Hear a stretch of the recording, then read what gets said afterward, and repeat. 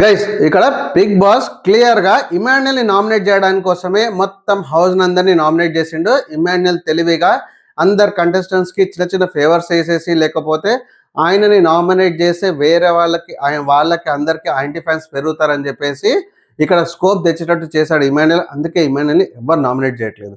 And big boss ఇక్కడ clear గా అందరికీ నామినేట్ చేసిండు. బట్ మళ్ళీ కంటెస్టెంట్స్ అదే భయపడి మళ్ళీ ఇమాన్యుయల్ ని సేవ్ చేసిండ్రు.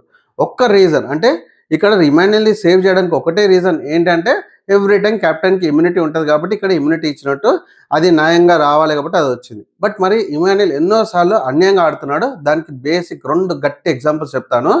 ఒకటి తనుజ దగ్గర కళ్యాణ్ వరస్ట్ ప్లేయర్ కళ్యాణ్ని నామినేట్ చేయాలని చెప్పేసి తనుజతో ఫేవరెట్ మాట్లాడుతున్నప్పుడు కళ్యాణ్ని నామినేట్ చేయడానికి కానీ లేకపోతే కళ్యాణ్ని వర్స్ట్ ప్లేయర్ క్రియేట్ చేయడానికి కానీ ఎప్పుడూ వెనకాడలేదు ఇమాన్యుయల్. సెకండ్ థింగ్, కళ్యాణ్ని నామినేట్ చేయడం అంటే తనుజను నామినేట్ చేయడానికి కళ్యాణ్ని వాడుకున్నాడు, అంతేకాకుండా రమ్యని వాడుకున్నాడు. సో తనుజ స్ట్రాంగ్ ప్లేయర్ అని తెలిసినాక తనుజను బయటికి పంపించడానికి కూడా ఇమాన్యుయల్ వెనకపోలేదు. సో ఇవన్నీ డబుల్ గేమ్. అంటే మిగతా గేమ్ అంతా అంటే తను గెలవాలి అనుకుంటే లేకపోతే తన సైడ్ వాళ్ళు గెలవాలి అనుకుంటే ఆడొచ్చు, ఏదన్నా చేయొచ్చు. కానీ ఈయన ఎప్పుడు కూడా వేరే స్ట్రాంగ్ ప్లేయర్ వెళ్ళిపోవాలి అన్నట్టే చూస్తున్నాడు. సో ఇట్లా వేరే వాళ్ళు ఓడిపోవాలి అన్నది అయితే తప్పు. ఇది నాగార్జున గారు ఆల్రెడీ దీని గురించి చెప్పారు. సో ఇక్కడ ఇమాన్యుయల్ చేసేది కూడా అదే.